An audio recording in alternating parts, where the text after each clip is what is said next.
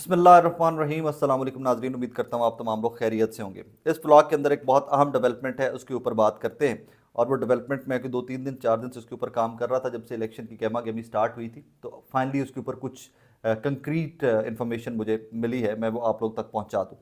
तहरीक इंसाफ ने मौजूदा political pressure को बर्दाश्त करते हुए एक चीज़ डिसाइड कर ली है जनाब, कि मैदान को खाली एट किसी भी चक्कर में मैदान खाली नहीं छोड़ा जा रहा। पंजाब हो, KP हो, बलूचिस्तान हो, सिंध हो, इलेक्शन तरीके इंसाफ लड़ेगी, फुल फ्लज पावर के साथ लड़ेगी। और उनकी टेक्निकलिटीज़ जो क्या है, जो कार्ड्स हैं, एक दो कार्ड्स उन्होंने शो कर दिए।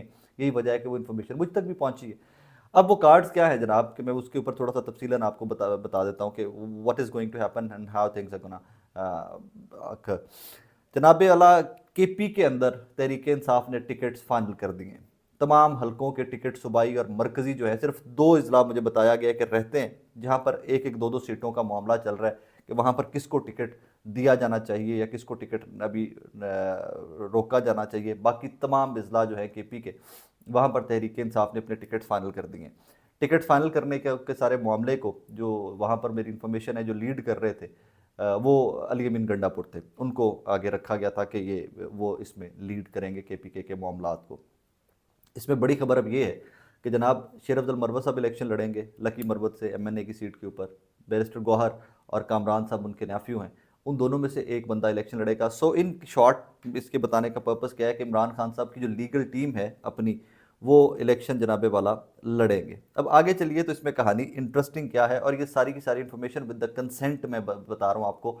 ब्लॉग में इस्तेमाल विद कंसेंट 2-3 लोगों से जिनसे मेरी बात हुई है, सबके कंसेंट के साथ के इन्फॉर्मेशन यूज़ कर रहा हूँ मैं। जनाबे वाला, कहानी ये है कि तहरीक इंसाफ ने किसी भी एक भी हलके से एक भी बंदा जो है वो फाइनल नहीं किया। उन्होंने 4-4 3-3 नाम फाइनल किए हर हलके से, कि अगर इसको टिकट मिलता है, ये नहीं लड़ सकता, पकड़ा जाता है, गिरफ्तार हो जाता है, प्रेशर आ जाता है, अगला बंदा, अगले के ऊपर प्रेशर आता है, अगला बंदा, अगले के ऊपर प्रेशर आता है, अगला बंदा। तो 3-3 4-4 नाम फाइनल हुए हैं। लिस्टें फाइनल हो चुकी हुई हैं, लिस्टें भिजवा दी गई हैं ऊपर। लेकिन वो लिस्टें इसी वजह से अभी तक, कहानी ये है कि वो लिस्टें लीक नहीं हुई या पब्लिक नहीं हुई, या वो कह लीजिए कि जिनके पास हैं भी लिस्टें, वो आगे आप तक नहीं पहुंचा पा रहे।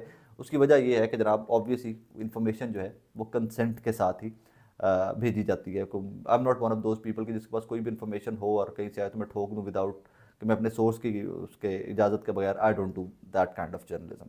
सो KPK की लिस्टें जनाब फाइनल हो चुकी हुई हैं। और उसके बाद आ जाइए पंजाब पे।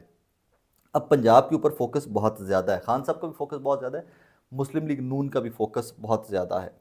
कहानी क्या है पंजाब के अंदर जनाबे वाला, कि पंजाब में नून लीग चाहती है कि हम अपना वो, जो जिस तरह हम उसको अपना फोर्ट या अपना किला या जो समझते थे, हम पंजाब को वापस कंकर करने में किसी तरह कामयाब हो जाए। इसी के ऊपर नून लीग के मद्दे मुकाबिल तहरीक इंसाफ भी फुल फ्लज तैयारियों में। पंजाब में हालात काफ़ी मुख्तलिफ हैं when it comes to PTI tickets में, उसकी तफसील भी आपके सामने रख देता हूँ।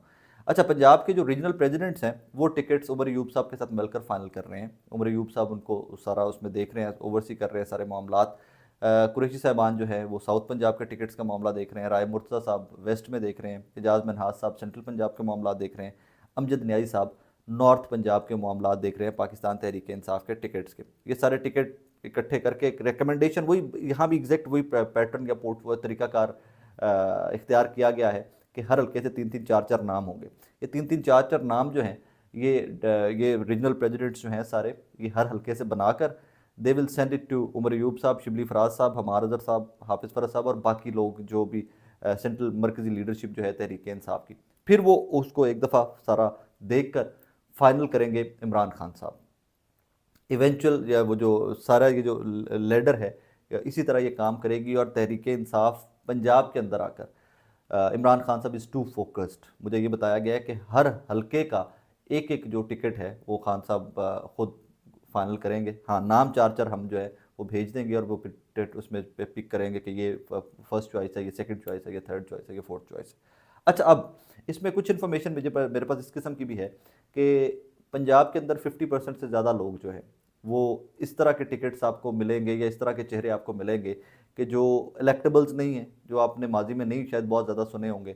लेकिन इस दफ़ा कहानी ये है कि तहरीक इंसाफ को, पूरी जमात को एक चीज़ का इदराक हो चुका हुआ है कि इस दफ़ा जो है इलेक्शन वो इस तरह का कोई बहुत गहमा गहमी है, जो तो बहुत पैसा लगाने वाला इलेक्शन और वो बयानियों वाला इलेक्शन तहरीक इंसाफ का नहीं है। तहरीक इंसाफ का इलेक्शन है इमरान खान की ज़िद का वोट, कि इमरान खान हमारी ज़िद है, उसको वोट देना है हमने, तो वो किसी को भी टिकट दे देगा तो वोट पड़ेगा।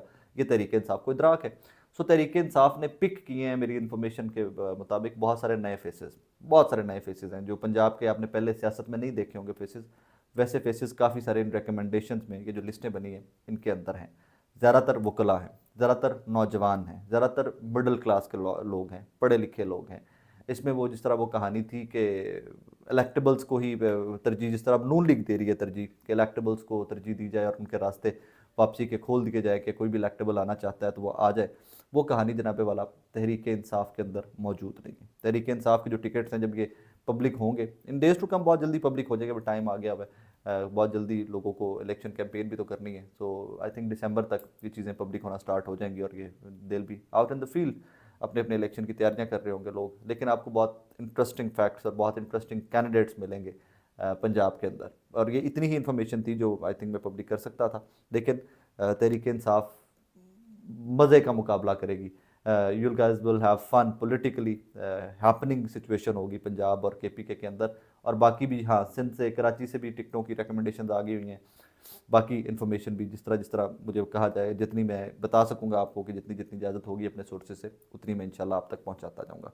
इस व्लॉग के अंदर अगली स्टोरी, जमहूरियत का हुस्न ये है नाजरीन कि आपके मद्दे मुकाबिल भी जो बंदा राइट पे हो, ठीक हो, तो उसकी सपोर्ट की जाए। और ये जमहूरियत का हुस्न जो है इसको निखार रहे हैं जमात इस्लामी वाले। खैर वो मुखालिफ तो नहीं है, वो तो तहरीक इंसाफ के हम ख्याल ही हैं मौजूदा हालात के अंदर।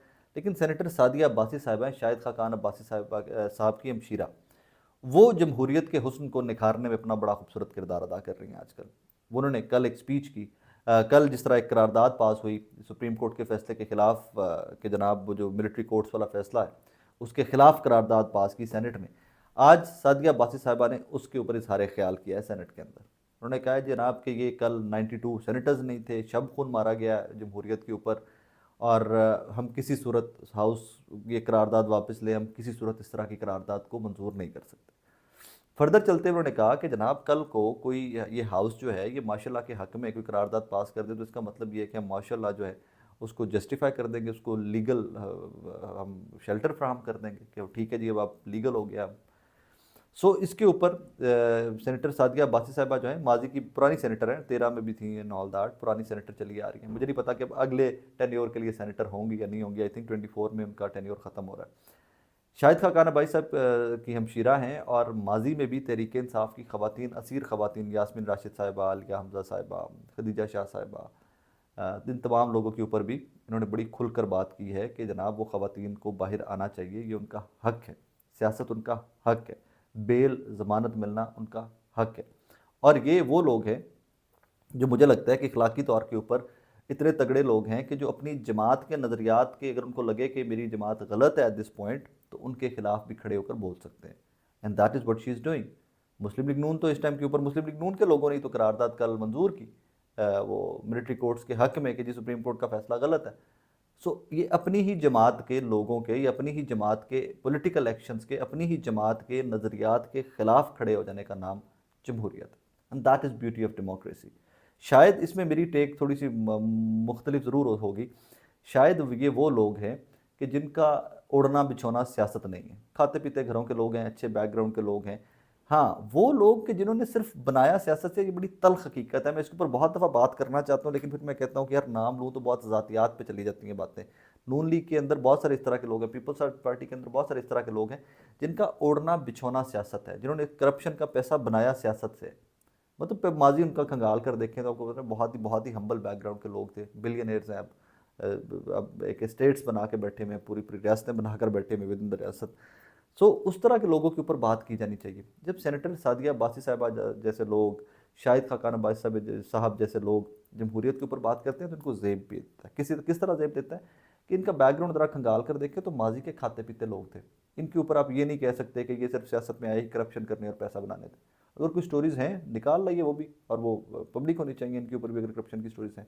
But this is beauty of democracy and this made me laugh, this made me smile कि नहीं यार, अभी भी जमहूर पसंद जिंदा है। जमहूरियत को ज़िंदा रखने की बात अभी भी लोग पाकिस्तान के अंदर कर रहे हैं। अपना बहुत सारा ख्याल रखिएगा नाज़रीन, दुआ में याद रखिएगा। अल्लाह हाफ़िज़।